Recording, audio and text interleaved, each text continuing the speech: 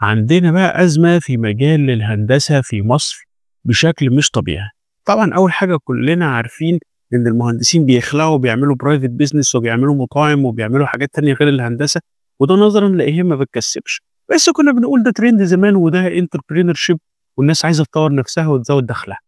النهارده بقى بعد في الوضع اللي إحنا فيه دلوقتي الموضوع بقى ظاهر جدًا إن مرتبات المهندسين لا تتناسب مع قدراتهم ولا تتناسب مع الحاجات اللي هم بيعملوها، بدليل إن النهارده جوّه الشركات المقاولات وشركات الreal estate ما بقاش حد لاقي مهندسين خالص، وده طبعًا سببه إن الناس بدأت تسافر برّه في السعودية وفي الدول العربية عشان تستفيد من فرق العملة، علمًا بإن الناس بقت دلوقتي بتاخد مرتبات أقل من الناس كانت بتاخدها من 10 سنين في الدول دي، وطبعًا ده راجع لإيه، إن أنت عملتك منتهية وهو بيدّيك reference للعملة بتاعتك. فأنت النهارده هنا شركات المقاولات في مصر حجم الأعمال عندنا بقى رهيب، الساحل بيفتح مشاريع كتيرة بشكل رهيب، كمية المقاولات في مصر كويسة جدًا وشغّالة كويس جدًا، فأنت النهارده لو أمّنت سعرك وبدأت تدّي للناس دي مرتبات وقعدتهم، لإن إحنا لو استمرينا على الوضع ده هيبقى في تجريف في المهندسين، النهارده الناس بتفتح position مش لاقية حد مؤهل إنها تشتغل فيه.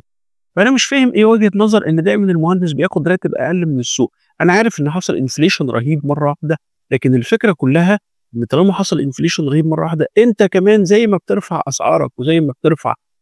ما بتبيع للclient بتاعك بسعر أعلى وبتضاعف سعرك عشان خاطر السعر زاد، أنت لازم ترفع سعر البني آدم اللي عندك، عشان خاطر لو الناس دي كلّها طفشت، أنت هتبقى بتشتغل بناس الskills بتاعتها ضعيفة، وبرضه هتضطر تدفع لها فلوس أكتر. عجبك الفيديو اعمل لي لايك واعمل لي شير.